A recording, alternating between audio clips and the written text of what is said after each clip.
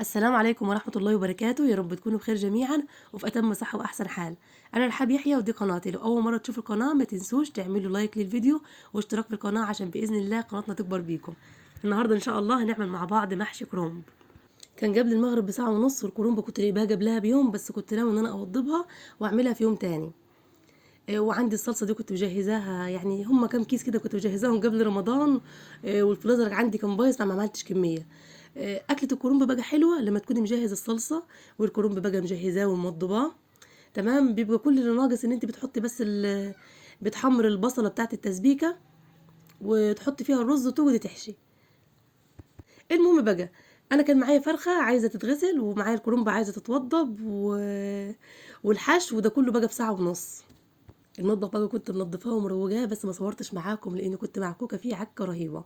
المهم بقى، كان قبلها بيوم كنت فطرت عند ماما، فكان اليوم ده ما طلعتش مطبخ خالص، فكان في بقى تراب على الرخامه وكده. وابتديت بقى ان انا الين الفرخه واحط لها ملح، وقلت بقى على قد ما اقدر احاول ان انا انجز. بصوا بقى، هستخدم كيسين صلصة. انا كنت هعمل كيلو رز واحد هحشيه يعني للكرنب، فهستخدم له كيسين صلصة. طبعا الرز بتاع المحشي بيحب الصلصة الكتير، بيديله طعم حلو. ودلوقتي بقى حطيت الفرخة في الحلة وحطيت لها شوية ملح. بحط لها برضو دقيق. الدقيق بيمنع الزفارة خالص. جهزت بسرعة بقى المكان اللي هقعد فيه، وحطيت مساند في الأرض عشان تبقى القعدة مريحة. كان الواحد ريقه ناشف خالص في اليوم ده، وما كانش يعني شارب قبليها بيوم مية كتير. بس الواحد نفسه هفت بقى على المحشي. ليه فترة كبيرة ما عملتش محشي. هبتدي بقى اوضب الكرنبة واقطعها. وكنت حابه زي ما قلت لكم ان انا الكرنب ده اخليه عندي في الفريزر، بس طبعا الفريزر كان بايظ. ماما بتقول لي اسبوع والتاني وخلاص الكرنب هيشطب يعني. فعايزه الحق اجيب لي كام كرنبايه احطهم، لان ليا فتره كبيره بجد ما اكلتش محشي من بعد متهيألي الفيديو اللي انا كنت عاملاه بتاع المشروع الاكل البيتي. ما عملتش تقريبا محشي تاني. الكرنب ما شاء الله حلوه وورقها حلو جدا. بصوا بقى، الورق الاخضر الغامق ده انا بطلعه طبعا بيترمي. في بعد كده الورق الاخضر اللي هو الحلو ده، الليموني ده بيبقى اطعم حاجه في الكرنبه. الورق ده في ناس بتحب تحطه من تحت يعني في قاع الحله، عشان خاطر لو شاط او كده يبقى هو ده. بالعكس انا بحب احطه من فوق على وش الحله، عشان بحب الورقه دي بتبقى يعني حلوه في حشو الكرنب، بيبقى طعم صباع المحشي كده مسكر فيها. المهم بقى بتقطع بقى في ناس بتقطع بقى الكرنبه بطريقه تاني وتقطعها بسكينه وتربعها وطريقه كده انا عملتها قبل كده، بس حسيت ان الورق ما كانش مظبوط وما كانش كله بالحجم اللي انا عايزاه. فانا بقطع بالطريقه دي، بشيل القلب من فوق، وبعد كده لما الكرنبه تبتدي يعني تصغر معايا بطلع القلب من الداخل اللي هو القلب الابيض الصغير اللي من جوه، وابتدي بعد كده اسلقها في ميه وملح. بصوا بقى، اكتر حاجه مضايقاني في موضوع المطبخ فوق القطط. بس هي عامة دخلت من الباب، ما دخلتش من الرخامة، بيدخل من الباب أو من الشباك بتاع المطبخ لو مفتوح. وطبعا هنا القطة دي حامل وعمالة بسبس لها وعايزة أطلعها بره. هي متعودة تجيني، بس أنا ما حبهاش تدخل المطبخ. المهم طرت وراها، طلعتها وطرت وراها. فهشوف لي إن شاء الله يعني صرفة، بحيث إن مفيش قطط تدخل ولا ذباب اللي انتوا شايفينه ده اللي يسد النفس برضه ما يدخلش. فهركب إن شاء الله ستارة تكون كبيرة عشان تمنع دخول الذباب للمطبخ. اقطع بقى 4 بصلات حلوين للكيلو الرز. البصل برضو بيبقى حلو في التسبيكه. في ناس بتحب تعمل الرز بتاع المحشي يعني تسبيكه، يعني ني في ني. لا، انا بحب تسبيكه المحشي تكون متسبكه، وكمان احط لها البصله والثوم والفلفل اشوحهم، بيدوا طعم حلو للتسبيكه. ودلوقتي بقى هبتدي بقى ان انا اسلق الكرنب في ميه وملح، يعني ميه بتغلي تمام، احط لها معلقه ملح.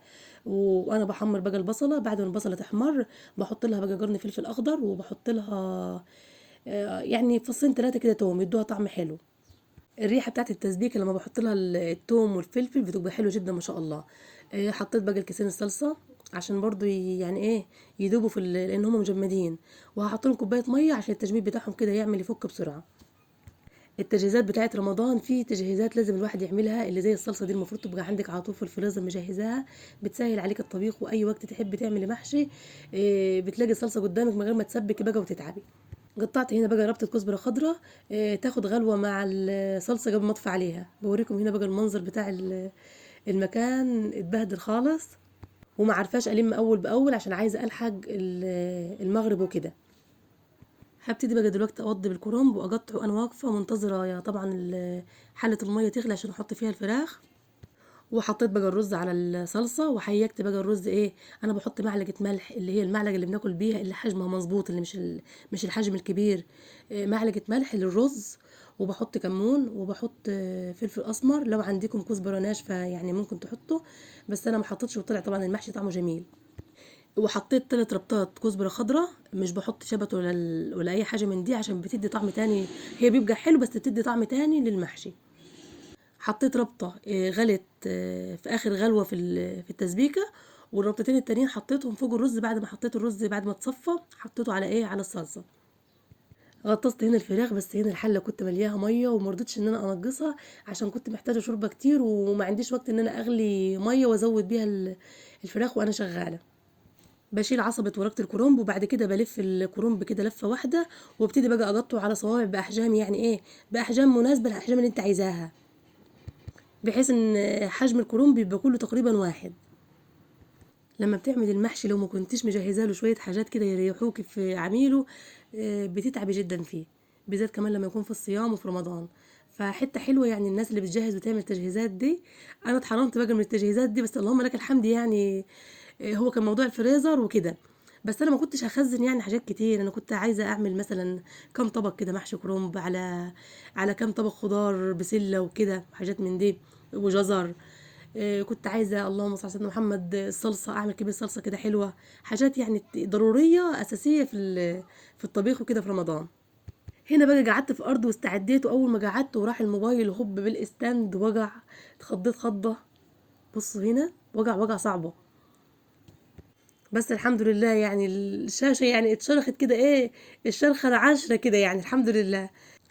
الموبايل بتاعي ده لحد الان مغيره له 4 شاشات، فدلوقتي برضو فاضل على تكة ربنا يسترها، عشان الواحد مش حامل يشتري موبايلات جديدة دلوقتي، وطبعا الموبايلات سعرها غالي جدا، واهم حاجة طبعا عندي الدقة بتاعة التصوير، فما شاء الله لا قوة الا بالله تصوير الموبايل ده حلو.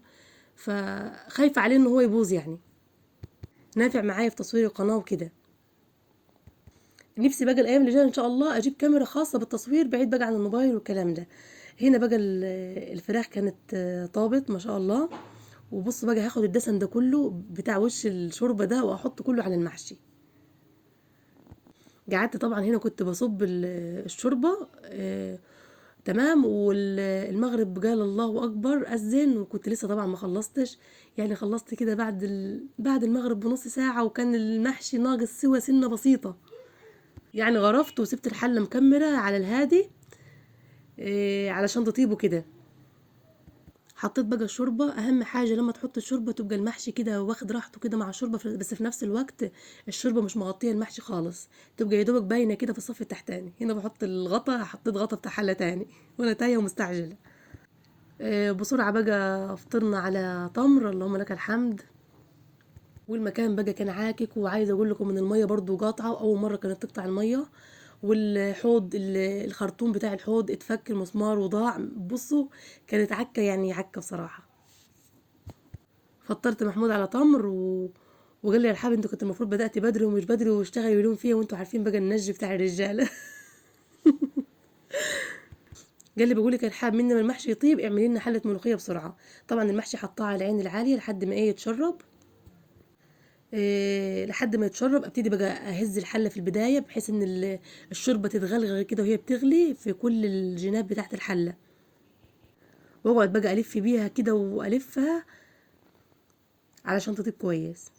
هنا بقى طشيت الملوخية بطريقة تاني غير كل مرة، وطلع برضو حلو ما شاء الله. حمرت بقى شوية توم حلوين مدقوقين كده، وحطيت الملوخية 2 مرقة. بصوا المرقة انا ما بحبش استخدمها، بس كانت ادوق الملوخية عند اخواتي تعجبني عن ملوخيتي، فاكتشفت بقى ان هما بيحطوا المرقة دي للملوخية وهي اللي محلياها فعلا. يعني لو حطيت المرقة في مية شوية مية وعملتهم ملوخية هيبقوا حلوين، يعني مش لازم شوربة. فهنا طبعا حطيت شوربه وحطيت مرقه، فالملوخيه كانت جميله جدا. ملوخيه بقى ناشفه بصوا تحفه ما شاء الله. بنجيبها من عند واحده، يعني من عند واحده بناخد منها الملوخيه ونجيب من عندها اللبن، حاجتها ما شاء الله نظيفه جدا. إيه لو حابين يعني اقول لكم على الاكونت بتاعها، ابقوا كلموني طبعا اصحابي اللي من البلد، كلموني على الماسنجر واقول لكم هي مين. هي اسمها ام ريماس. حاجتها ما شاء الله نظيفه، والملوخيه بصوا كأنها ملوخيه خضراء. اللهم بارك. المهم بقى زي ما انتوا شفتوا انا حطيت التومه اللهم صل على سيدنا محمد، التومه والمرقه، وحطيت بقى شويه توم وشويه كزبره خضراء، وحمرتهم كده يا دوبك في اخر تحميره مع التومه. وبعد كده رحت طشيت ايه الشوربه، وبعد ما حطيت الشوربه رحت حطيت الملوخيه. برضو الطريقه دي بتبقى حلوه. طبعا كانت انجاز ليا في الميه اللي قاطعه، ولسه عايزه استخدم طاسه، والطاسه دي مش عارفه ايه، والطاسه دي عايزه تتغسل، فكان انجاز ان انا اعمل بسرعه على الطريقه دي. هنا بقى المحشي اللهم بارك كان شرب الميه، ويا دوبك كده شايف البقبقه بتاعته كده. ما شاء الله، وحسيته كده ان هو ايه ماسك نفسه في الحله. بس لقيت طبعا اللي في النص دول ما طابوش، مع ان الحله دي ما شاء الله بتطيب جدا المحشي. رحت مغطي الورقه بالاسترتش بحيث ان البخار يكمر خالص المحشي، وغطيته. كنت عايزاه يطيب بسرعه طبعا، ومحمود مستعجل عشان ينزل يصلي وكده. فالحمد لله تمت العمليه بنجاح، وزي ما انتم شايفين ما شاء الله اللهم بارك المحشي طلع تحفه. ما شاء الله.